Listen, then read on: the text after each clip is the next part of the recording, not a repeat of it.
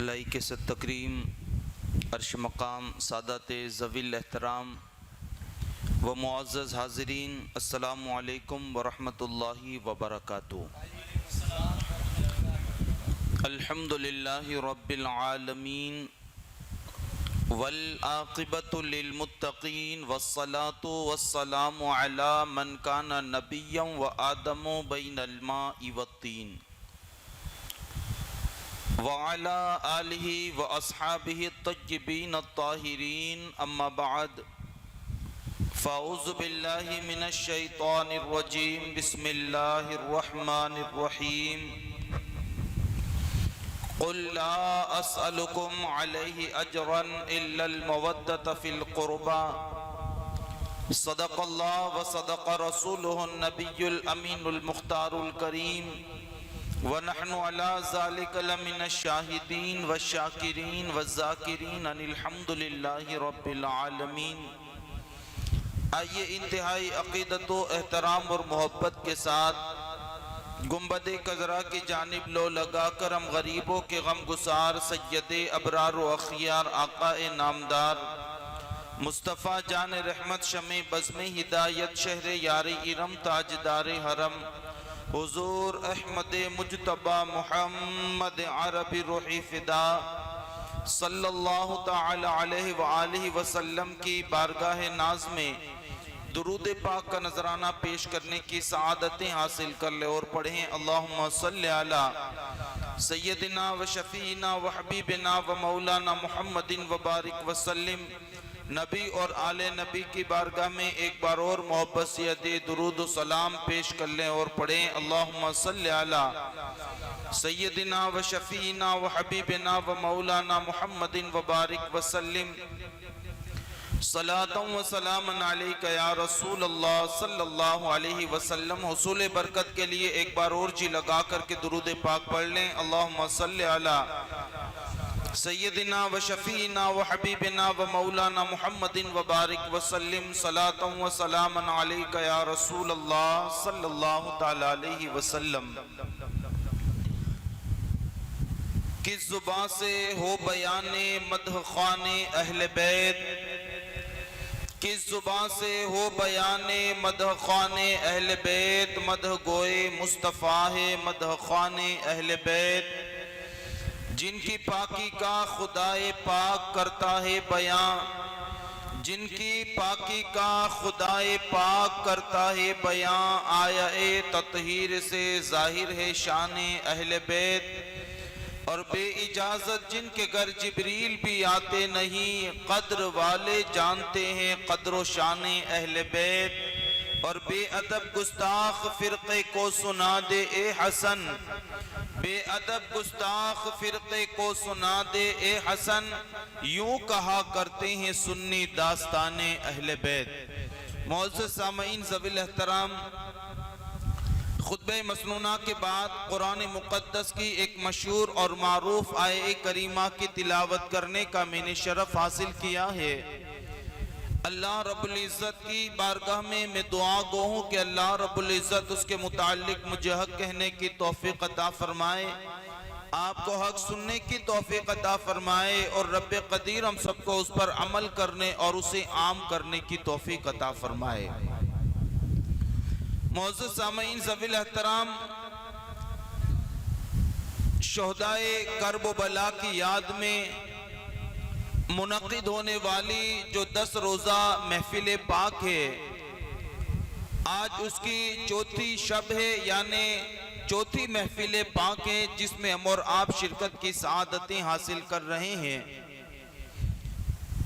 کل کی محفل میں نے ایک حدیث پاک کا ایک ٹکڑا آپ کے سامنے پیش کیا تھا، اور میں نے وعدہ کیا تھا کہ انشاءاللہ آنے والے دن یعنی آج کے دن میں اس حدیث پاک کے حوالے سے کچھ معروضات عرض کرنے کی میں سعادت حاصل کروں گا۔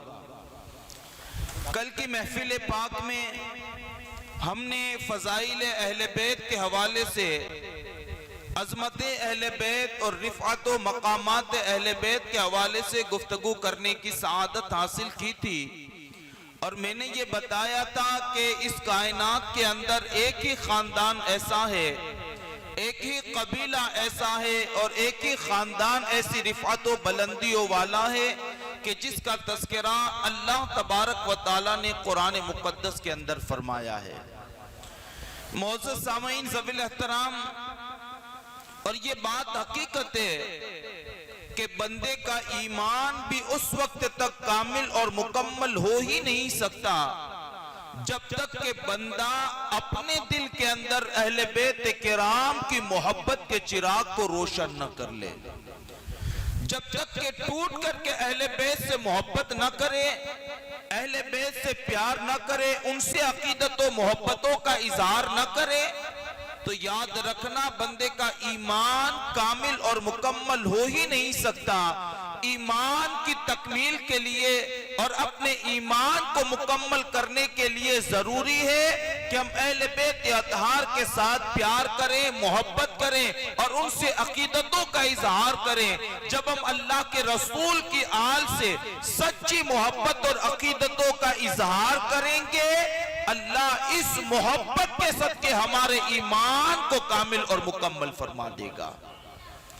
یہی تو وجہ ہے کہ صحابہ کرام کی آپ زندگی کو اٹھا کر کے دیکھیں، اللہ کے حبیب علیہ السلام کی ذات پاک سے ایک معمولی چیز کو جو نسبت ہو جاتی تھی، ایک ادنا چیز کو جو اللہ کے حبیب علیہ السلام سے نسبت ہو جاتی، صحابہ اس کا اتنا ادب اور احترام کرتے، بلکہ چیز تو چیز ہے، ادائے مصطفیٰ سے صحابہ کو کتنی محبت تھی، ادائے مصطفیٰ سے کتنی محبت تھی، یعنی حضور نے یوں کھایا تو صحابہ اس طریقے کو چھوڑتے نہیں تھے، کھاتے اسی طریقے سے تھے جس طریقے سے آمنہ کے لال محمد رسول اللہ نے کھانا تناول فرمایا تھا۔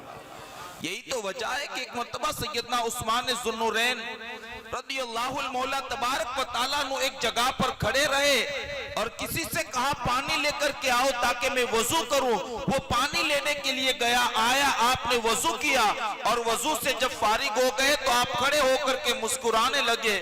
دیکھنے والے کو حیرت ہوئی، کوئی وجہ مسکراہٹ، کوئی سبب تو ہے نہیں، مسکرانے کی یہاں کوئی جگہ تو ہے نہیں، ایسا کوئی واقعہ بھی رونما نہیں ہوا کہ جس کو دیکھنے کے بعد لبوں پر تبسم آئے اور وجہ مسکراہٹ وہ واقعہ بنے، کوئی ایسا واقعہ بھی رونما نہیں ہوا، لیکن عثمان ذو النورین کے لبوں پر تبسم آیا۔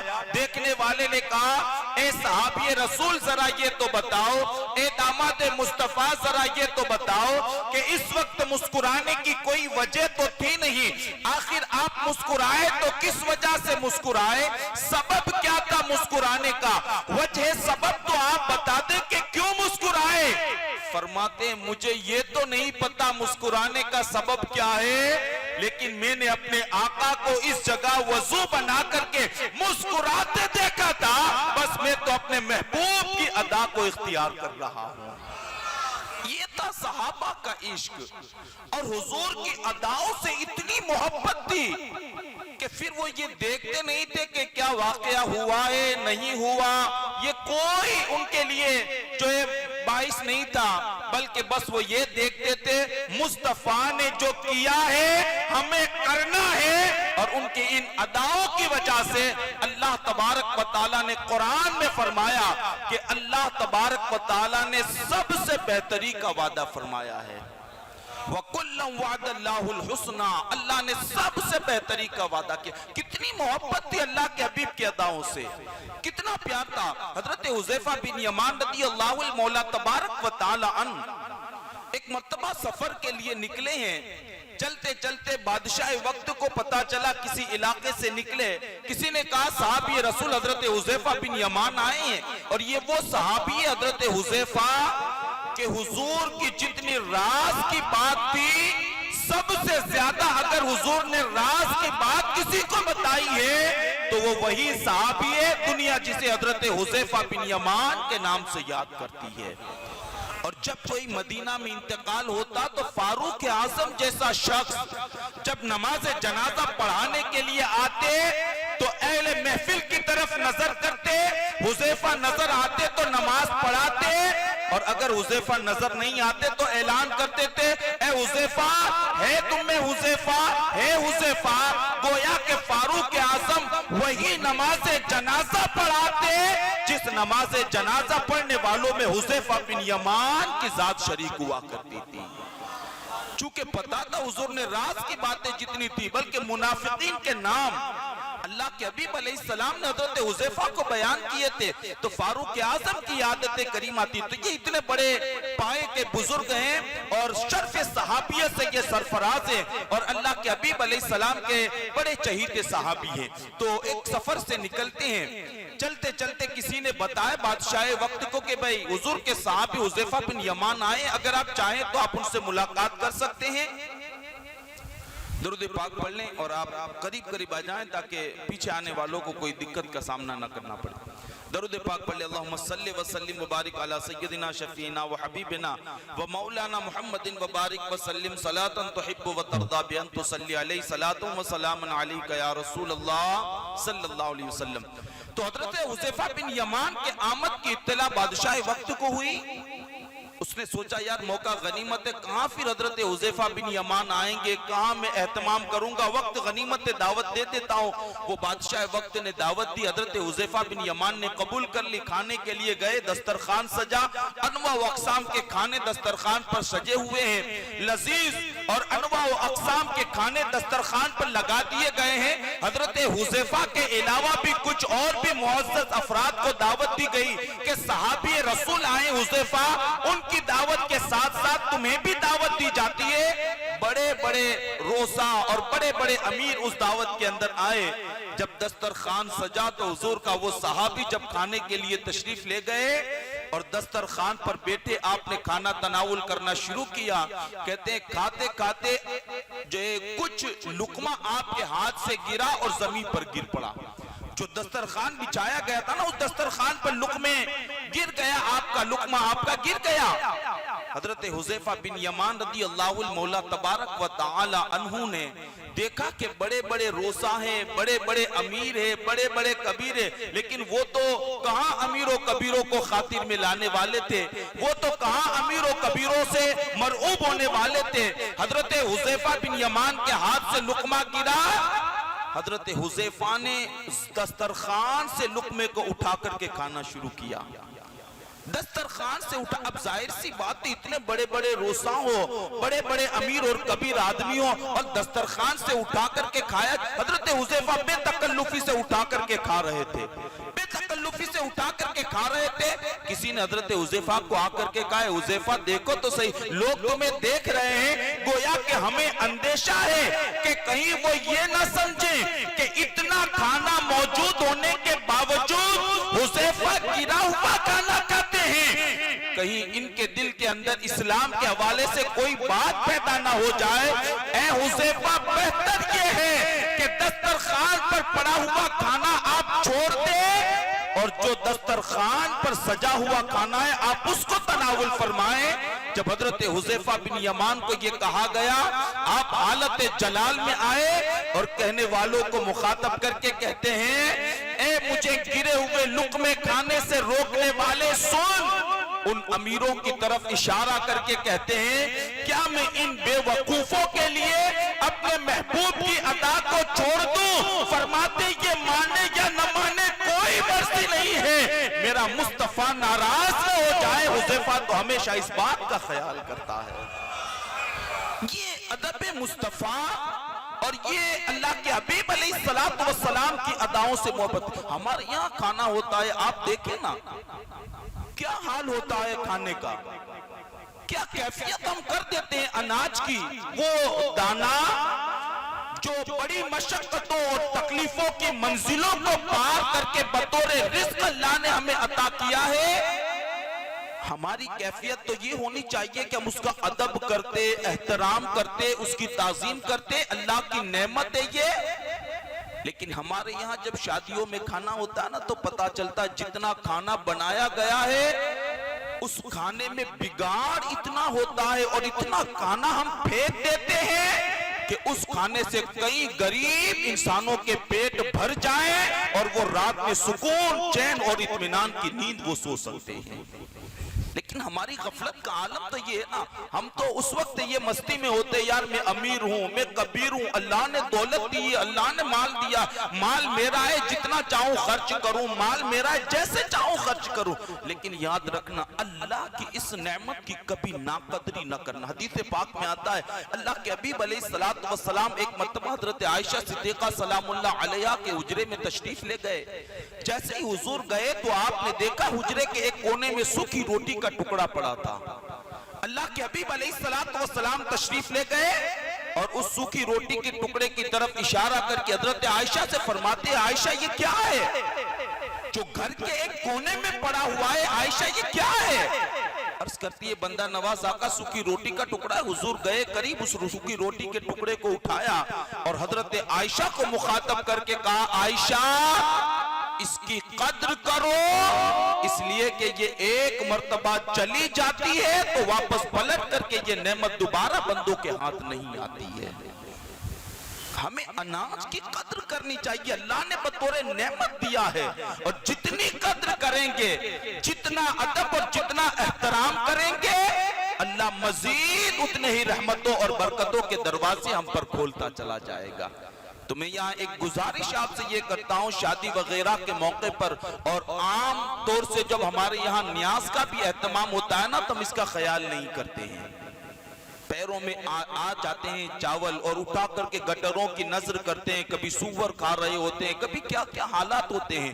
بہر کے مسلمانوں ہمیں اس کا ادب اور احترام کرنا چاہیے. میرا عنوان یہ نہیں ہے لیکن بات آ گئی تو میں نے عرض کر دیا. عنوان میرا یہ ہے کہ اللہ کے حبیب علیہ السلام کے صحابہ حضور کی اداؤں سے کتنی محبت کرتے، حضور کی اداؤں سے انہیں کتنا پیار تھا، حضور کی اداؤں سے انہیں کتنی عقیدت اور محبت تھی کہ دنیا کے بادشاہ اور دنیا کے امیر اور کبیر کا بھی وہ خیال نہیں کرتے بلکہ اپنے حبیب علیہ السلام کی سنتوں پر عمل کر کے لوگوں کو بتا دیتے کہ ہمیں تم سے کوئی محبت اور پیار نہیں ہے. اگر ہمارے دل میں سچی محبت اور عقیدت اگر کوئی ہے تو وہ امام الانبیاء محمد رسول اللہ کی عقیدت اور محبت ہے.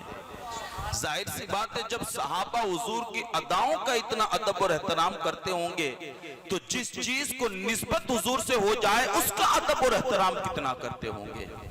ہاں ان کا ادب اور احترام، اور خاص طور سے اہل بیت اطہار کہ جن کی رگوں میں مصطفیٰ جان رحمت کا خون گردش کرتا ہے، جن کی رگوں میں مولا کائنات کا خون دوڑتا ہے، جن کی رگوں میں سیدہ کا دودھ گردش کرتا ہے، اور جس کی نسبت آمنہ کے لال سے ہو جائے، جب حضور کی اداؤں سے اتنی محبت ہے تو صحابہ کو مصطفیٰ جان رحمت کی آل سے کتنی محبت ہوگی، حضور کی آل سے کتنی. لیکن آج ایک فتنہ یہ بھی ہماری سماج میں عام ہوتا جا رہا ہے. لوگوں کے دلوں میں یہ خیالات ڈالے جاتے ہیں اور یہ وسوسے ڈالے جاتے ہیں کہ صحابہ نے معاذ اللہ اہل بیت پر ظلم کیا ہے، صحابہ نے اہل بیت کو ستایا ہے، صحابہ نے اہل بیت کو تڑپایا ہے، صحابہ نے اہل بیت کا حق غصب کیا ہے. لیکن میں آپ سے گزارش کرنا چاہتا ہوں یوٹیوب پر بیٹھ کر کے ان بد عقیدہ لوگوں کی تقریریں سن کر کے خدا کے واسطے اپنے ایمان کو برباد نہ کرنا، اس لیے کہ ایمان وہ نعمت ہے کہ یہ ایک مرتبہ اگر چلی گئی تو پھر یہ نعمت اللہ دوبارہ عطا نہیں کرے گا. بد عقیدوں کی تقریر کو سن کر کے خوش ہو جانے والوں اور ان کی آواز میں آواز ملا کر کے لبیک کہنے والوں اور ان کے نظریات افکار اور عقائد کو سن کر کے ان کے عقیدوں اور نظریوں کو اختیار کرنے والوں سن لو، اگر بد عقیدوں سے محبت بھی کرو گے، دشمن رسول اور دشمن آل رسول سے محبت اگر تو عداوت اور ان سے اگر دشمنی کرو گے نا، صحابہ کرام سے عداوت و دشمنی، اہل بیت اطہار سے عداوت و دشمنی، مصطفیٰ جان رحمت سے عداوت و دشمنی کرنے والوں کی سنگت میں اگر بیٹھو گے تو دشمنی کی وجہ سے جس طرح اللہ کا عذاب ان پر نازل ہوگا، بیٹھنے والے بھی اللہ کے عذاب میں گرفتار ہو جائیں گے. اور اگر اللہ سے محبت کرنے والے، اس کے رسول سے محبت کرنے والے، آل رسول سے محبت کرنے والوں کی سنگت صحبت کے اندر بیٹھو گے، ان کی مجلس میں بیٹھو گے تو تمہارے اعمال اگر اچھے بھی نہ ہوئے، اللہ اپنے نیک بندوں کے صدقے میں تمہیں بھی مغفرت کا پروانہ عطا فرما دے گا۔ اس لیے انٹرنیٹ کے اس دور کے اندر جو ہے ہم بیٹھ کر کے ہر کس و ناقص کو سن لیتے ہیں، یہ اہل بیت کی بات کرتا ہے، یہ اہل بیت کی بات کرتا ہے، یہ اہل بیت کی بات کرتا ہے، لیکن یار اہل بیت کی بات کے ساتھ ساتھ وہ صحابہ کی عداوت و دشمنی تمہارے دلوں میں پیدا کرتا ہے، وہ کیا ہے؟ یاد رکھنا، جس طریقے سے آل رسول سے محبت ضروری ہے، اطرت رسول سے محبت ضروری ہے، اسی طرح مصطفیٰ جان رحمت کے ہر صحابی سے محبت ضروری ہے۔ حضور کیا ثابت اللہ کے حبیب علیہ السلام کے فرمان کا مفہوم ہے؟ نزہت المجالس میں یہ روایت نقل کی گئی، اللہ کے حبیب علیہ السلام نے فرمایا قیامت کے دن اللہ میری امتی کے ہر گناہ کو معاف کرے گا۔ توجہ سے سننا، اور خاص کر کے وہ نوجوان طبقہ جو انٹرنیٹ پر بیٹھ کر کے مرزا جیسے بد عقیدے کو سن کر کے اپنے ایمان کو اکارت اور برباد کر رہا ہے، میں انہیں مخاطب کر کے کہہ رہا ہوں، ایک گناہ میں بسنے والے انسانوں اچھی طریقے سے دل و دماغ میں محفوظ کر لو۔ اللہ کے حبیب علیہ السلام نے فرمایا قیامت کے دن اللہ میرے امتی کی ہر خطا کو معاف کرے گا، ہر غلطی کو معاف کرے گا، ہر لغزش کو معاف کرے گا، لیکن ایک غلطی ایسی ہے کہ قیامت کے دن اللہ تبارک و تعالی اس امتی کے اس گناہ کو معاف نہیں کرے گا۔ صحابہ نے حیرت سے پوچھا یا رسول اللہ وہ کون سی غلطی ہے کہ جس کو اللہ قیامت میں معاف نہیں فرمائے گا، سب گناہ معاف کر دے گا، سب خطائیں معاف ہو جائیں گی، وہ کون سا گناہ ہے جو اللہ معاف نہیں کرے گا؟ فرمایا وہ گناہ یہ ہے کہ اگر میرا کوئی امتی میرے کسی صحابی کی توہین کرے گا، ان کی بے ادبی کرے گا، ان سے بغض و عناد رکھے گا، اللہ کے حبیب نے فرمایا قیامت کے دن ہر بندے کے گناہ معاف کر دیے جائیں گے، لیکن صحابہ سے عداوت و دشمنی کرنے والے کی اس خطا کو معاف نہ کیا جائے گا، بلکہ ایسے کو پکڑا جائے گا اور پکڑ کر کے اللہ تبارک و تعالی اسے دوزخ کی آگ میں داخل فرما دے گا۔ صحابہ بھی ادب والے ہیں، وہ بھی لائق کے تعظیم، اور کیوں نہ ہو؟ یہی تو اہل سنت کا وطیرہ ہے نا کہ ہم الحمدللہ صحابہ سے بھی ٹوٹ کر کے محبت کرتے ہیں اور آل رسول سے بھی ہم ٹوٹ کر کے محبت کرتے ہیں۔ اسی لیے تو امام کہتے ہیں اہل سنت کا ہے بیڑا پار، اصحاب حضور نجم ہیں اور ناؤں ہیں عطرت رسول اللہ۔ سبحان اللہ، سبحان اللہ۔ یہ شرف اور یہ بزرگی اللہ نے ہمیں عطا فرمایا۔ ہم صحابہ سے محبت بھی کرتے ہیں، ہم اہل بیت اطہار سے عقیدت اور محبت بھی کرتے ہیں۔ تو میں عرض یہ کر رہا تھا کہ یوٹیوب پر بیٹھ کر کے بد عقیدوں کی تقریر سن کر کے اپنے ایمان کو اکارت اور برباد نہ کرنا، اپنے ایمان کو ضائع نہ کرنا، اپنے ایمان کی قدر۔ اہل سنت میں کہاں نہیں ہے عالم ہمارے پاس، اہل سنت میں کہاں کمی ہے؟ آپ اٹھائیں نا، اور آپ یوں سمجھتے ہیں کہ یوٹیوب پر بیٹھ کر کے یہی شان اہل بیت بیان کر سکتے ہیں اور کوئی بیان نہیں کر سکتا۔ سن لو، یہ اہل بیت کا خاصہ ہے کہ جس دلیری کے ساتھ اہل سنت صحابہ اور اہل بیت کے فضائل بیان کرتا ہے، خدا کی قسم کائنات کے اندر کوئی فرقہ ایسا نہیں ہے جو اہل بیت کی شان یوں ڈنکے کی چوٹ پر بیان کرتا ہو۔ ہم تو کھل کر کے کہتے ہو سکے تو لائیے دونوں جہاں میزان میں، ہم نے ایک سجدہ زمین کربلا سے لے لیا، یوں اہل سنت بیان کرتے ہیں کہ ہو سکے تو لائیے دونوں جہاں میزان میں، ایک سجدہ ہم نے زمین کربلا سے لے لیا۔ یہ اہل سنت یوں فضائل اہل بیت بیان کرتے ہیں۔ اہل سنت والجماعت کے علماء کو آپ سنیں، ایمان کو حرارت و تازگی بھی ملے گی اور اللہ تبارک و تعالی آپ کے ایمان کے اندر پختگی بھی پیدا کرے گا۔ بہر کے بعد دوسری طرف چلی گئی، عرض یہ کرنے لگا تھا کہ صحابہ جب حضور کی اداؤں سے اتنی محبت کرتے تو مصطفیٰ جان رحمت صلی اللہ علیہ وآلہ وسلم کی آل سے انہیں کتنی محبت تھی، کتنی کتنی اور کیوں نہ ہو. امام کہتے ہیں نا خون خیر الرسول سے ہے جن کا خمیر, خون خیر الرسول سے ہیں جن کا خمیر, ان کی بے لوث خدمت پہ لاکھوں سلام, ان کی بے لوث دینت پہ لاکھوں سلام. امام اہل سنت کہتے ہیں کیوں, یہ اہل سنت والجماعت کا عقیدہ ہے کہ سادات کا خمیر جو تیار کیا گیا نا, ہر کسی کا خمیر کسی سے, ہر کسی کا خمیر کسی سے, یہ شرف سادات کو حاصل ہے کہ جب ان کا خمیر تیار ہوا تو اس خمیر کے اندر اگر کوئی خون ملایا گیا تو وہ امام الانبیاء محمد رسول اللہ کا خون شامل کر دیا گیا ہے. خون خیر الرسول سے ہے جن کا خمیر, ان کی بے لوث دینت پہ لاکھوں سلام. صحابہ جانتے تھے کہ اہل بیت کا مقام اور مرتبہ کیا ہے, اہل بیت کی عظمت سے واقف ہے. یہی تو وجہ ہے, آپ تاریخ اٹھا کر کے دیکھو تو آپ کو پتا چلے گا جتنا ادب اور احترام صحابہ نے اہل بیت کا کیا ہے نا, جتنا ادب اور احترام صحابہ نے اہل بیت کا کیا ہے, خدا کی قسم قیامت تک کوئی اتنا ادب کر ہی نہیں سکتا جو ادب اور احترام مصطفیٰ کے دیوانوں نے اللہ کے حبیب علیہ السلام کی آل کا کیا ہے. جو ادب اور احترام صحابہ نے, کتنا ادب اور احترام, کتنا ادب اور احترام. حضرت عباس کے حوالے سے ہمارے علماء نے لکھا ہے جو حضور کے چچا ہیں, صحابہ ان کا کتنا ادب کرتے تھے, حضور کے چچا کا کتنا ادب کرتے.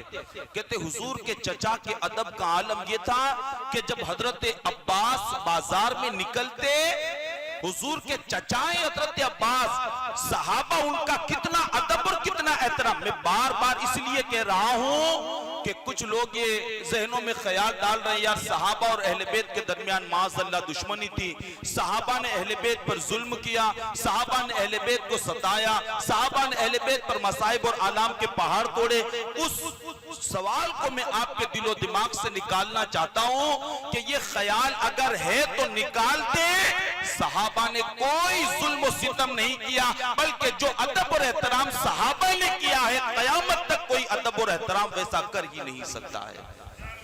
کتنا ادب کیا. حضرت عباس کے حوالے سے علماء نے لکھا ہے کہ جب حضرت عباس نکلتے اور صحابہ بیٹھے ہوتے تو حضرت عباس کو دیکھ کر کے صحابہ کھڑے ہو جاتے تھے, تعظیم کے لیے کھڑے ہو جاتے. اور جب وہ قریب آتے کوئی حضرت عباس کے ہاتھ کو چومتا, کوئی حضرت عباس کے پیر کو چومتا, اور فرماتے جب کوئی مسئلہ پیش آتا اور اس میں اگر مشورے کی ضرورت ہوتی تو جہاں اور لوگوں کو بلایا جاتا وہاں حضرت عباس کو بھی لوگ بلاتے مشورے کے لیے کہ آپ بتائیں آپ کا مشورہ کیا ہے. اور تاریخ یہ کہتی ہے سب کے مشورے سن لیے جاتے اور صحابہ اسی مشورے کو قبول کرتے جو مصطفیٰ کے چچا حضرت عباس رضی اللہ تعالی عنہ نے مشورہ دیا ہوتا ہے. یہ محبت تھی, یہ پیار تھا. کہاں ہے آج یہ محبتیں؟ ابھی تو سید کے لیے اٹھنا پڑے تو لوگوں کو برا لگتا ہے, ہم اٹھے سید کے لیے, ہم تعظیم کے لیے کھڑے ہو جائیں, ہم ان کا ہاتھ چومیں, ہم ان کا پیر چومیں. لیکن یاد رکھنا سید اس بات کا محتاج نہیں ہے کہ آپ ان کا پیر چومیں, ہاتھ چومیں, ان کے لیے کھڑے ہو جائیں. سید محتاج نہیں ہے. ہاں اگر آپ کرو گے تو اللہ اس کے صدقے آپ کے گناہ کو معاف کرے گا, اور اس ادب کی وجہ سے اللہ تعالیٰ تمہیں مغفرت کا پروانہ عطا فرمائے گا. ہاں کوئی سید یہ آج بھی نہیں چاہتا ہے, کوئی سید نہیں چاہتا کہ لوگ ہماری تعظیم کے لیے کھڑے ہو جائیں. اس میں سید کا کیا بھلا ہے بھائی, سید کا کیا بھلا ہے؟ آپ مجھے آپ ہاتھ چوم رہے ہیں سید کے, سید کا کیا بھلا ہے اس میں؟ لیکن آپ نے چوما نسبت مصطفیٰ کی وجہ سے کہ ان کی رگوں میں خون مصطفیٰ ہے, ان کی رگوں میں خون علی ہے, ان کی رگوں میں خون فاطمہ ہے, ان کی رگوں میں خون حسنین کریمین ہے. اس نسبت سے چوما تو یہ نسبت تمہیں دنیا کے اندر بھی کام آئے گی اور یہ نسبت تمہیں آخرت کے اندر بھی کامیابی سے مالا مال فرما دے گی. صحابہ اتنا ادب کرتے حضرت عباس کا, بلکہ جب میں نے یہ روایت پڑھی تو مجھے بڑی حیرت ہوئی.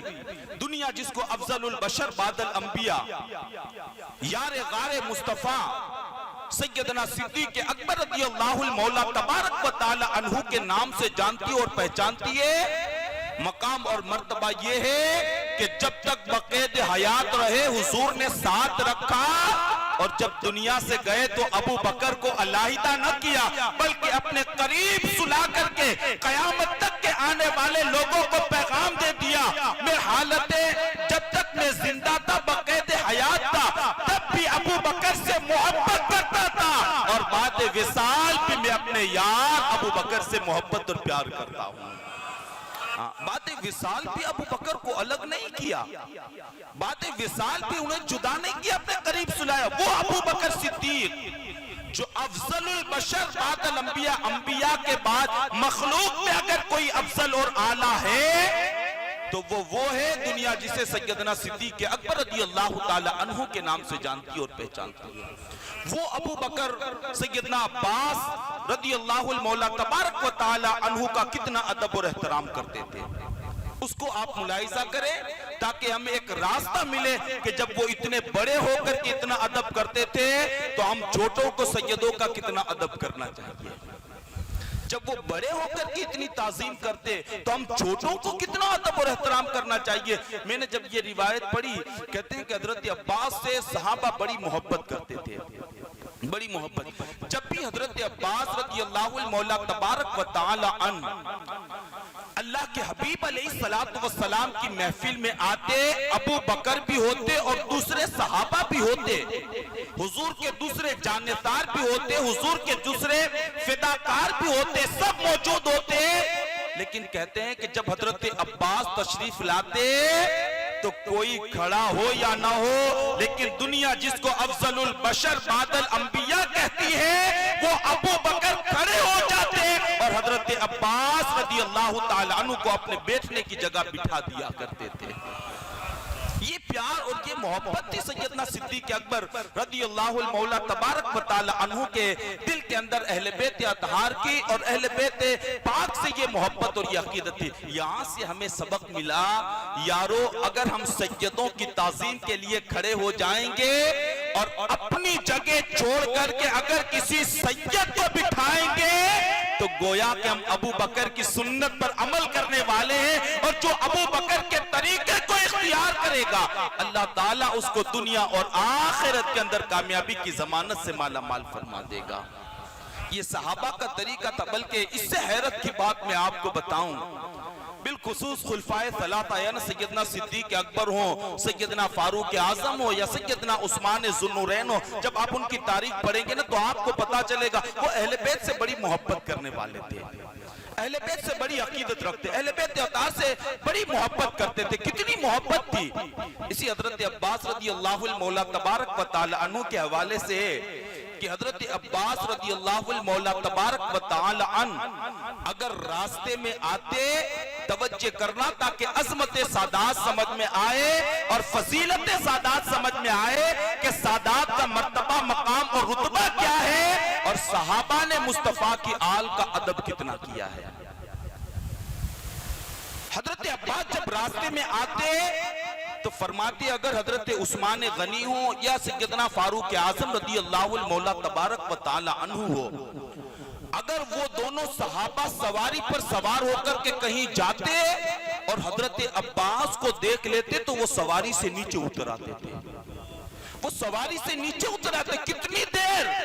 کہتے ہیں جب تک کہ حضرت عباس ان کے پاس سے گزر کر کے دور چلے نہیں جاتے تب تک وہ انتظار کرتے اور ان کی تعظیم کے لیے سواری سے نیچے اتر جاتے اور ان کی تعظیم کے لیے اس وقت تک انتظار کرتے جب تک کہ حضرت عباس ان سے دور چلے نہ جاتے, پھر وہ سواری پر سوار ہو کر کے اپنی منزل کی طرف جاتے تھے. یہ ادب اور یہ احترام سادات کرام کا صحابہ کے دلوں میں. اگر کوئی یہ کہے کہ معاذ اللہ صحابہ ادب نہیں کرتے, صحابہ احترام نہیں کرتے, آپ مجھے بتائیں ان روایتوں کے ہوتے ہوئے ان کی بات کو ہم تسلیم کریں گے یا اپنے بزرگوں کی بات کو ہم تسلیم کریں گے؟ ہاں, اب ان کی بات کو ہم مانیں گے یا بزرگوں کی بات کو ہم مانیں گے؟ ہمارے بزرگوں نے یہی لکھا ہے کہ جو ادب اور احترام سادات کا صحابہ نے کرام نے کیا ہے, حضور کے جانثاروں نے کیا ہے, قیامت تک کوئی اتنا ادب اور احترام اہل بیت اطہار کا نہیں کر سکتا ہے. عزیزان ملت اسلامیہ, کل کی محفل میں نے یہ عرض کیا تھا, ایک حدیث پاک سناؤں گا میں آپ کو کہ اللہ کے حبیب علیہ السلام نے فرمایا کہ قیامت کے دن ہر کوئی مجھے تلاش کرتا ہوگا, ہر کوئی مجھے ڈھونڈتا ہوگا, لیکن فرمایا 4 بندے ایسے ہیں کہ جس کو محمد تلاش کرتا ہوگا صلی اللہ علیہ وآلہ وسلم. یہ ہماری قسمت کی معراج ہے, یہ ہماری قسمت کی معراج ہے. جہاں انسان پسینے میں ڈوبا ہوگا, باپ بیٹے کو پہچاننے سے انکار کر دے گا, ماں بیٹی کو پہچاننے سے انکار کر دے گی, اور دوست کا عالم یہ ہوگا. قرآن کہتا ہے الاخلاء یومئذ بعضهم لبعض عدو, کہ قیامت کے دن جگری دوست ایک دوسرے کے دشمن بن جائیں گے. قیامت کے دن جگری دوست ایک دوسرے کے دشمن بن جائیں گے. اب بتائیں وہ منظر کیسا ہوگا کہ جہاں باپ اپنے بیٹے کو پہچاننے سے منع کر دے, ماں منع کر دے, دوست کا دشمن بن جائے. کیسا منظر ہوگا اس وقت؟ ہماری کیفیت تو یہی ہوگی نا, انسانوں کی کیفیت یہی ہوگی نا, جیسے ڈوبنے والے تنکے کا سہارا تلاش کرتا ہے, وہی بندے کی کیفیت ہوگی. کوئی تنکا مل جائے تاکہ کنارے لگ جائیں, کوئی تنکا مل جائے. ہر بندہ تنکے کی تلاش میں ہوگا, ہر کوئی آسرا اور جو ہے تلاش کر رہا ہوگا. کوئی ایسا مل جائے شفیع جو ہماری شفاعت کرا کر کے جنت میں لے جائیں. ایسے عالم کے اندر اللہ کے حبیب فرماتے ہر کوئی مجھے تلاش کرتا ہوگا, لیکن 4 بندے ایسے ہیں جس کو محمد رسول اللہ تلاش کرتے ہوں گے. اللہ کے حبیب علیہ السلام نے فرمایا پہلا وہ بندہ کہ جو میری آل سے زبان اور دل سے محبت کرے. یہی آخری جملے تھے میرے کل کی گفتگو کے. جو میری آل سے دل اور زبان سے محبت کرے, جو میری آل سے زبان اور دل سے محبت کرتے کرتے اپنی زندگی کو گزار دے, فرمایا قیامت میں ہر کوئی مجھے تلاش کرتا ہوگا اور میں ایسے غلام کو تلاش کرتا ہوں گا جو دنیا میں میری آل سے زبان اور دل سے محبت کرنے والا ہوگا. ہاں لیکن یہ مسئلہ بڑا کٹھن ہے. سیدوں سے محبت اتنی آسان بھی نہیں ہے. ہم نے جتنا آسان سمجھ لیا نا, سیدوں سے محبت اتنی آسان بھی نہیں ہے. پوچھو سیدوں سے محبت کرنے والوں سے, امام نسائی سے پوچھو, مار دیے گئے, دفن کر دیے گئے.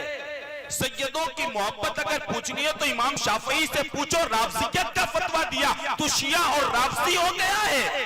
اہل بیت کی محبت اگر پوچھنی ہے تو امام مالک سے جا کر کے پوچھو, امام اعظم ابو حنیفہ سے پوچھو, تو آپ کو پتا چلے گا کہ یہ نعمت کتنی بڑی ہے اور اللہ یہ نعمت ہر کسی کو عطا نہیں کرتا. اسی کے دل میں اہل بیت کی محبت کے چراغ کو روشن کرتا ہے جس کا خون پاک ہوتا ہے, اور جس کا خون پاک کے ساتھ ساتھ جس کا دل بھی صاف ستھرا ہوتا ہے. یہ اہل بیت کی محبت وراثت میں ملنے والی شے نہیں ہے کہ میرا باپ محبت کرتا تھا تو میں بھی کروں, میرے دادا کرتے تھے تو میں بھی نہیں. یار یہ پاک لوگ ہیں, ان کی محبت وراثت میں نہیں, خون کی شرافت سے اللہ عطا فرماتا ہے. خون اگر پاک ہو, خون صاف ہو, خون اگر ستھرا ہو تو صاف ستھرے لوگوں کے دلوں ہی کے اندر اللہ یہ پاک لوگوں کی محبت کے چراغ کو روشن کرتا ہے.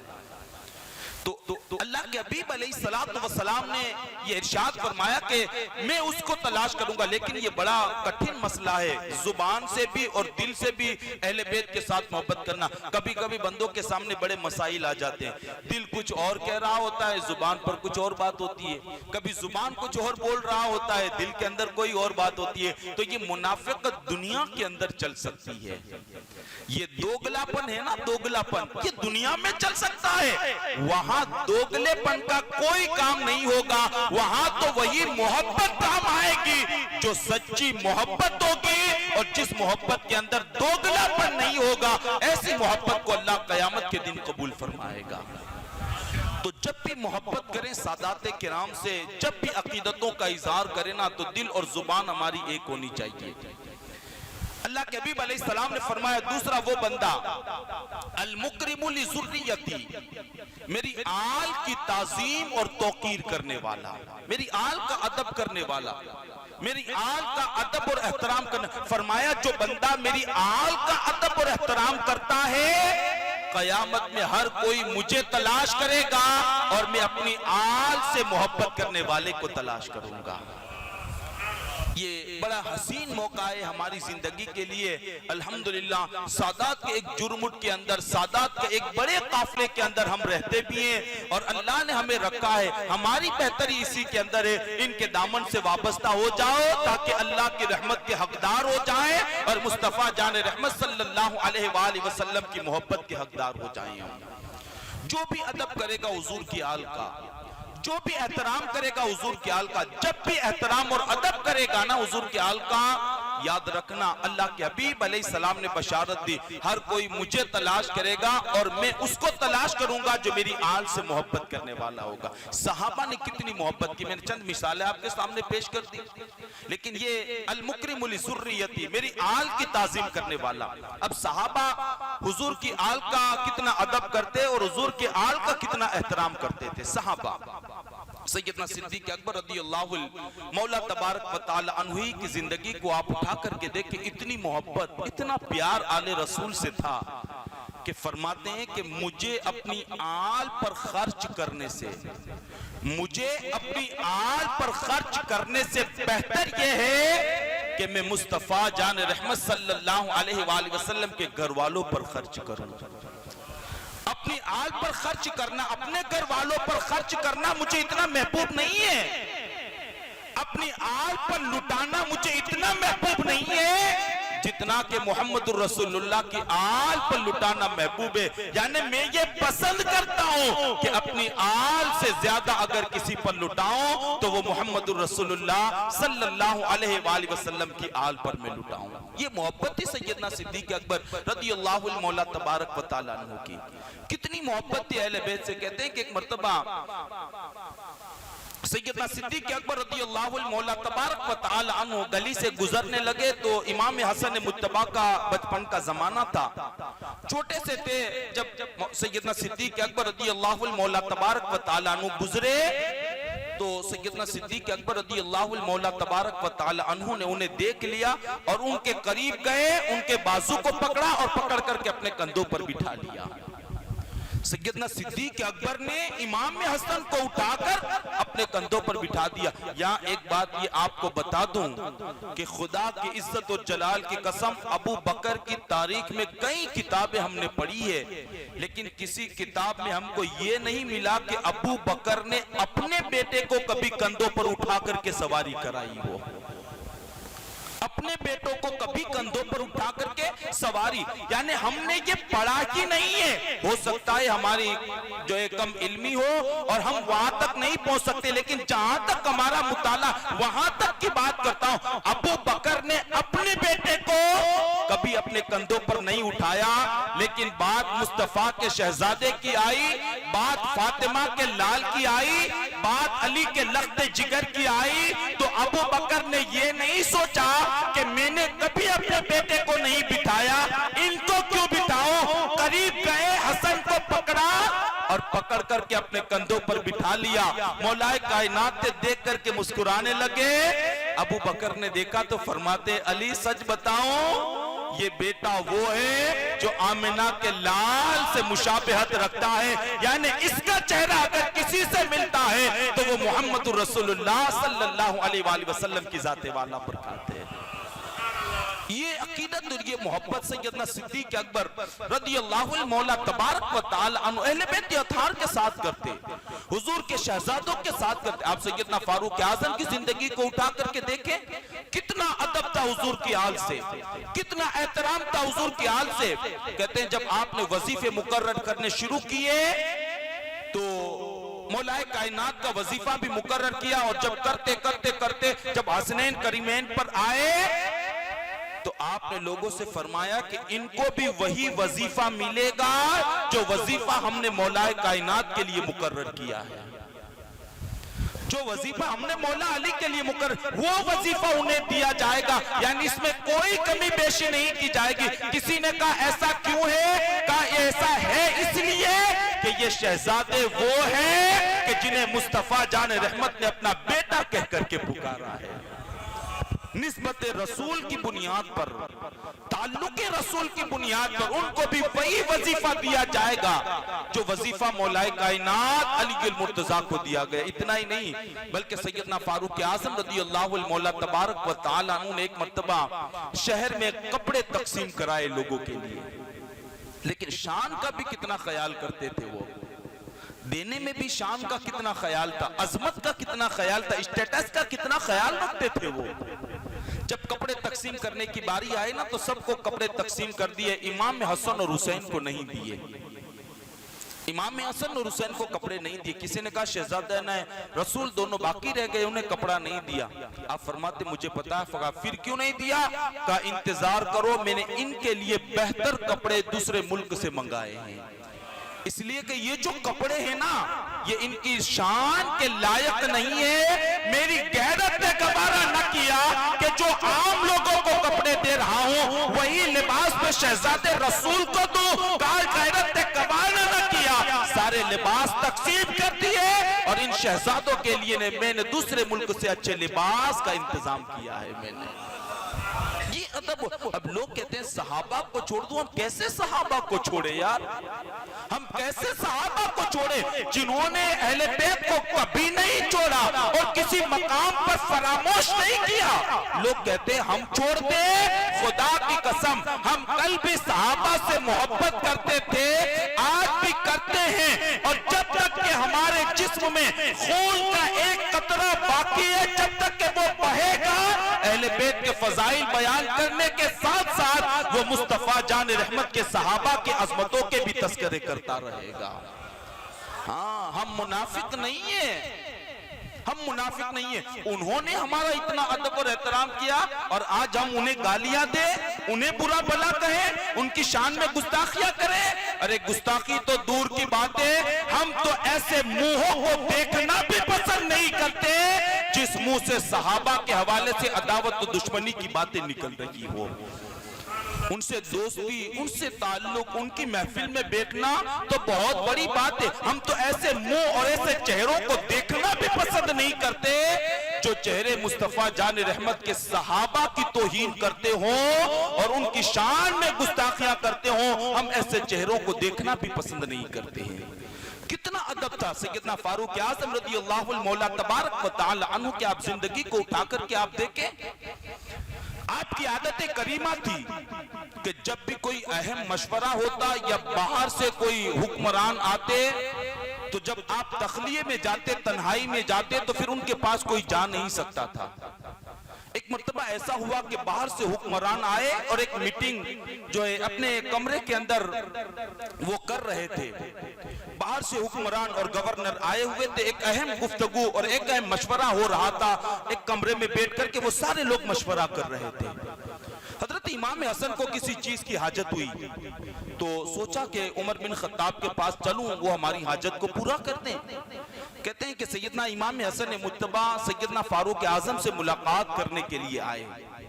جیسے ہی دروازے پر پہنچے کسی نے کہا شہزادہ رسول کہاں جاتے ہیں؟ کہا عمر بن خطاب سے ملنے کے لیے جا رہا ہوں. کہا ابھی آپ ملاقات نہیں کر سکتے ہیں, ابھی نہیں مل سکتے. کہا کیوں؟ کہا وہ ایک اہم میٹنگ میں بیٹھے ہوئے ہیں, ایک اہم مشورہ چل رہا ہے, اب آپ ابھی ان سے ملاقات نہیں کر سکتے. کہا ایسی بات ہے؟ کہا سنو, اتنا اہم مشورہ ہے کہ فاروق اعظم نے اپنے بیٹے عبداللہ کو ملاقات دینے سے منع کر دیا. جب ان کا بیٹا آیا نا کہ بابا مجھے کچھ بات کرنی ہے, آپ وقت دیں, تو فاروق اعظم نے کہا ابھی میں تجھ سے نہیں مل سکتا, نہ تجھ سے گفتگو کر سکتا ہوں. سیدنا امام حسن مجتبی نے جب سنا تو سوچا یار عمر نے اپنے بیٹے کو وقت نہیں دیا تو مجھے بھلا کہاں سے وقت دیں گے. دروازہ کھٹکھٹانے سے بہتر تو انہوں نے یہی سمجھا کہ واپس اپنی منزل کو چلو, جب وقت آئے گا تو ملاقات کر کے حضرت فاروق اعظم سے کچھ معروضات تھے وہ عرض کر دیں گے. جب وہ چلنے لگے نا تو کسی نے فاروق اعظم کو بتایا عمر تمہارے دروازے پر شہزادہ رسول امام حسن آئے تھے. کہا پھر کیا ہوا؟ کہا وہ دروازے پر پہنچے, کسی نے کہا کہ وہ اہم مشورے کے اندر مبتلا ہے اور عبداللہ سے ملاقات ہوئی. انہوں نے کہا بھائی مجھے ٹائم نہیں دیا, اور کہا پھر آنا. وہ یہ سمجھ کر کے چلے گئے جب باپ اپنے بیٹے کو وقت نہیں دیتا تو بھلا مجھے کہاں سے دے گا, وہ یہ سمجھ کر کے چلے گئے. فاروق اعظم نے جب اتنا سنا دوڑے دروازے پر, دروازے کو کھولا اور آواز دی او شہزادہ رسول ذرا ٹھہرنا. امام حسن ٹھہر گئے, قریب بلایا اور بلا کر کے فرماتے شہزادے بتاؤ مجھ سے ملنے کے لیے آئے تھے؟ ہاں حضور آپ سے ملنے کے لیے. کہا پھر کیوں چلے گئے؟ کہا حضور دروازے پر پہنچا, کسی نے کہا اہم مشورہ شروع ہے اور عبداللہ کو بھی ملنے سے منع کر دیا. میں نے سوچا یار جب بیٹے کو وقت نہیں ملا تو پھر مجھے کہاں سے ملے گا, جب بیٹے کو نہیں ملا مجھے کہاں سے ملے. خیال آیا. امام حسن مجتبی نے جب یہ کہا فاروق اعظم کی آنکھوں میں آنسو تھے, سر پر سے امامہ اتارا, فرمایا اے شہزادہ رسول وہ عبداللہ عمر کا بیٹا ہے اور حسن مصطفیٰ کا شہزادہ ہے، اور سن لو اے حسن، اللہ کی عزت اور جلال کی قسم، ہمارے سروں کے اوپر اگر اللہ نے بال بھی پیدا کیے ہیں تو اے حسن وہ آل رسول کے صدقے میں اللہ نے یہ بال بھی ہمارے سروں پر اگائے ہیں۔ لاؤ تو صحیح ایسی محبت کرنے والا، لاؤ تو صحیح ایسی عقیدت رکھنے والا ہے کوئی جو اتنی عقیدت اور محبتوں کا اظہار کرے اور اس طرح سے محبتوں کا جو ہے خراج پیش کرے کہ اپنے بیٹے کے لیے الگ حکم ہے، ملنے کا وقت نہیں دیتے، لیکن شہزادہ رسول سے کہتے ہیں شہزادے آئندہ کبھی ایسا نہ کرنا، اس لیے کہ وہ میرا بیٹا ہے اور تم شہزادہ رسول ہو۔ اے حسن اب کبھی ضرورت پڑے تو مجھے حکم دینا، عمر تمہارے پاس آ جائے گا۔ یہ ادب اور احترام صحابہ کرام اہل بیت اطہار کا کرتے، یہ ادب اور احترام کرتے کیونکہ وہ جانتے تھے مصطفیٰ جان رحمت نے جو فضائل، جو مناقب، جو عظمتیں، جو رفعتیں اہل بیت کی بیان کی ہے نا، صحابہ اس سے بڑے واقف تھے اور اس طرح کا ادب اور احترام کرتے تھے اور اس طریقے سے محبت و خراج کے نذرانے پیش کرتے تھے۔ عزیزان ملت اسلامیہ، یہ ایک لمبی تاریخ ہے کہ اہل بیت اطہار کا ادب صحابہ نے کس طریقے سے کیا۔ بس ایک آخری بات عرض کر کے باقی جو دو باتیں ہیں نا وہ میں مختصر انداز میں آپ کے سامنے پیش کر دوں تاکہ ہمارے دلوں کے اندر اہل بیت کی محبت کے چراغ کے ساتھ ساتھ ہمارے دلوں میں صحابہ کی بھی محبت اور ادب ہمارے دلوں کے اندر پیدا ہو جائے۔ صحابہ سے ادب بھی ضروری ہے، اہم ضرور، جس طرح اہل بیت سے محبت ضروری ہے، صحابہ سے اتنی ہی محبت اور اتنی عقیدت ہمیں ہونا ضروری ہے۔ اس لیے کہ ہر صحابی جن کے بارے میں میرے حضور نے فرمایا صحابی کن نجوم فبئیہم اہتدیتم اقتدیتم، میرے صحابہ ستاروں کی مانند ہے، تم جس کی بھی پیروی کرو گے اللہ اس کے صدقے تمہیں ہدایت عطا فرما دے گا۔ صحابہ کو ستارے کہا اور جب اہل بیت کی باری آئی تو حضور نے فرمایا میری اہل بیت کشتی نوح کی طرح ہیں۔ صحابہ کو ستارہ اور اہل بیت کو کشتی کہہ کر کے حضور نے بتا دیا جب سمندر پار کرنا ہو اور منزل کو پہنچنا ہو تو بغیر کشتی کے بندہ جو منزل کو نہیں پہنچ سکتا۔ اچھا کشتی ہو لیکن ستاروں کا علم نہ ہو تو بھی بندہ نہیں پہنچ سکتا۔ حضور نے فرمایا دونوں کا ہونا ضروری ہے، یعنی کشتی اہل بیت کی محبت کی ہونی چاہیے اور ستاروں سے محبت جو صحابہ ہیں صحابہ سے بھی عقیدت اور محبت ہونی چاہیے۔ جب صحابہ سے محبت ہوگی اہل بیت سے عقیدت ہوگی تو یہ دونوں محبتیں تمہیں منزل تک پہنچا دے گی اور یہ دونوں محبتیں تمہیں دنیا اور آخرت کے اندر کامیابی سے مالا مال فرما دے گی۔ دونوں سے محبت ضروری ہے۔ صحابہ نے کتنا ادب کیا، کس طریقے سے ادب کیا صحابہ نے اہل بیت اطہار کا۔ آپ دیکھیں حضرت امام عرش مقام آقا حسین رضی اللہ المولا تبارک و تعالی عنہ، مدینہ منورہ میں ایک بندے کا انتقال ہو گیا، نماز جنازہ تیار کیا گیا، اس کو غسل دیا گیا، کفن دیا گیا، جنازہ تیار کیا گیا اور جنازہ تیار کرانے کے بعد جب وہ لایا گیا تو جنازے کو لا کر کے رکھ دیا۔ یہ امام ذہبی نے سیر الاعلام النبلہ کے اندر یہ اس بات کو روایت کیا ہے۔ کہتے ہیں کہ جب وہ جنازہ آیا پڑھنے والے کثیر تعداد میں موجود تھے، بہت سارے لوگ تھے، لیکن کسی کی ہمت نہیں ہوئی کہ وہ جنازے کے پاس جا کر کے نماز جنازہ پڑھائے۔ میں مفہوم حدیث بیان کر رہا ہوں اپنے الفاظ میں۔ کسی کی ہمت نہیں ہوئی کہ وہ جا کر کے نماز جنازہ پڑھائے۔ آپس میں لوگ گفتگو کرنے لگے بھائی جنازہ تیار ہے، اس کے والی بھی آ چکے ہیں، اب کیا بات ہے؟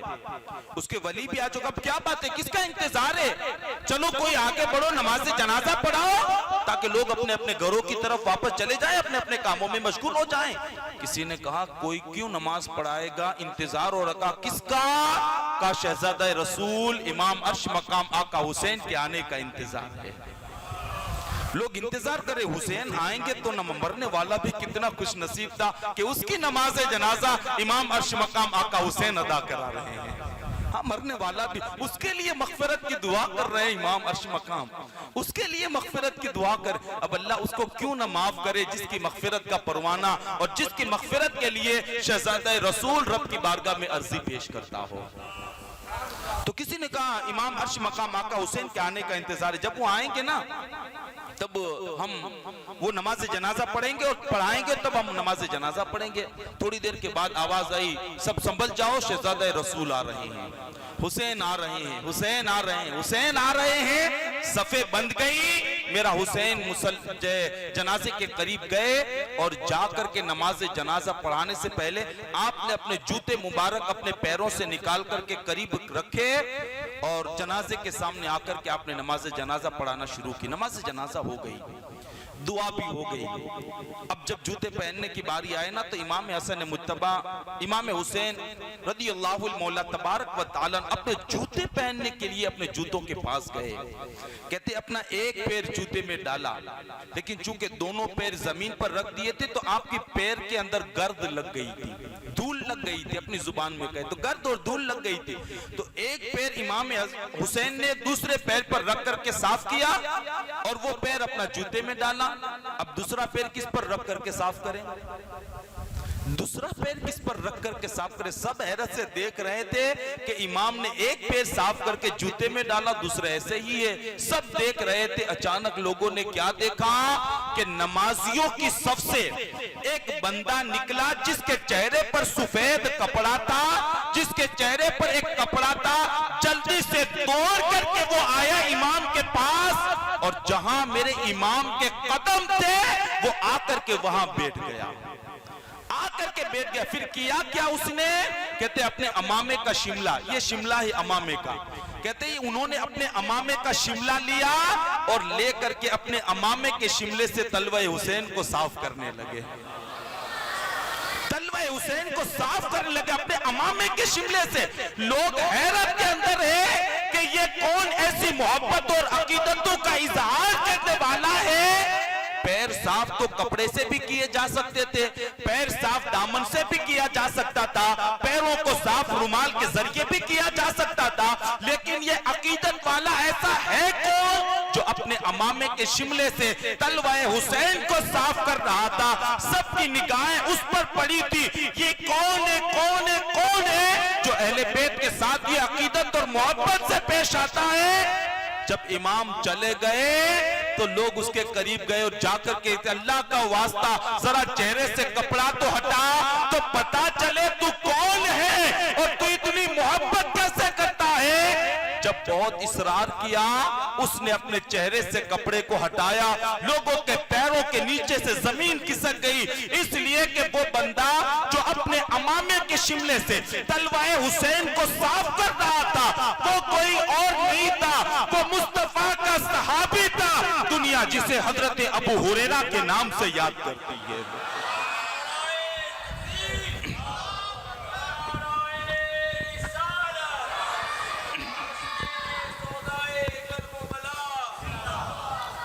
یہ محبت اور یہ عقیدت کون کر رہا تھا؟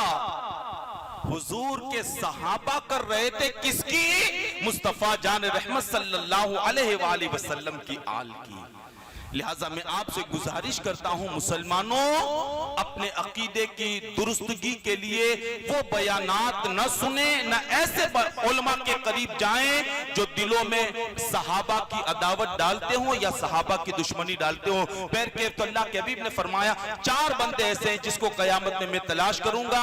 2 میں نے آپ کے سامنے پیش کر دیے. پہلا وہ جو زبان اور دل سے اہل بیت سے محبت کرے. دوسرا وہ المکرم لذریتی یعنی میری اہل بیت کی تعظیم و توقیر کرنے والا.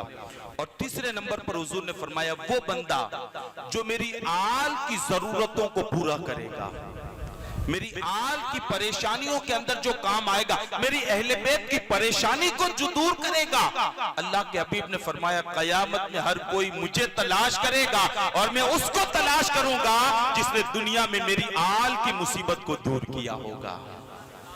جب بھی موقع ملے نا, اللہ نہ کرے 100 بار نہ کرے 100,000 بار نہ کرے کہ سیدوں کو کوئی مصیبت آئے, لیکن اللہ نہ کرے 100 بار نہ کرے, لیکن اگر آ گئی اور اللہ نے کسی کو موقع دیا تو یہ نہ سمجھنا ہمارا مال کم ہو جائے گا, دولت میں کمی آ جائے گی. نہیں, ٹوٹ کر کے اہل بیت سے محبت کر کے ان کی پریشانی کو دور کر دینا. لوگ تمہاری تعریف کرے کہ نہ کرے, قیامت کے دن آمینہ کا لال شفاعت کی شکل میں تمہیں تحفہ عطا فرمائے گا. شفاعت کی شکل میں تحفہ عطا فرمائے گا. وقت بھی بڑی تیزی کے ساتھ گزر رہا ہے اور ہو بھی گیا ہے. اور آخری وہ بندہ جس کے بارے میں اللہ کے حبیب علیہ السلام نے فرمایا چوتھا وہ بندہ جو میری آل کی پریشانی کو دور کرنے کے لیے تھوڑی کوشش کرے گا, پریشانی کو دور کرنے کے لیے چند قدم چلے گا, چند قدم چلے گا. فرمایا وہ چلنے والا بھی محروم نہیں ہوگا, قیامت کے دن میں اسے بھی تلاش کروں گا اور اس کو تلاش کرنے کے بعد اس کی شفاعت کرا کر کے اس کو میں جنت کے اندر داخل کروں گا. عزیزان ملت اسلامیہ, عرض کرنے کا میرا مقصد یہ اہل بیت کی عظمت و تعظیم اور ان کی توقیر اور ان کا ادب اور احترام ہمیں کرنا ہے, اور ساتھ ساتھ صحابہ کا بھی ہمیں ادب اور احترام کرنا ہے. اس لیے کہ جب تک کہ ان دونوں کے جو ہے دامنوں سے ہم وابستہ نہیں ہوں گے ہم کبھی منزل کو نہیں پہنچ سکتے. اور جاتے جاتے یہ بات بھی میں عرض کر دوں, انٹرنیٹ پر خدا کے واسطے ہر کسی کو سننا آپ بند کریں, سننا بند. بڑے فتنے پیدا ہو رہے ہیں, خاص کر کے میں اپنے جوانوں کو الحمدللہ خوشی کی بات یہ ہے کہ ضعیف لوگوں سے زیادہ یہاں نوجوان شرکت کی سعادتیں حاصل کر رہے ہیں. یہ بڑی خوشی کی بات ہے. میں مبارکباد دیتا ہوں ان جوانوں کو کہ سارے کاروبار چھوڑ کر کے ذکر حسین کی محفل میں آ گئے. تم نے چھوڑا نا حسین کے لیے کاروبار اور ذکر حسین سننے کے لیے آئے نا, میرا یقین یہ کہتا ہے میرا حسین کربلا سے دیکھتا ہوگا, وہ آج بھی نوازے گا, کل بھی نوازے گا, اور جب بھی پریشانی میں مبتلا ہو یا حسین کہہ کر کے فریاد کرنا, تمہارے جملے بعد میں پورے ہوں گے, اس سے پہلے حسین تمہاری مدد کو پہنچ چکا ہوگا.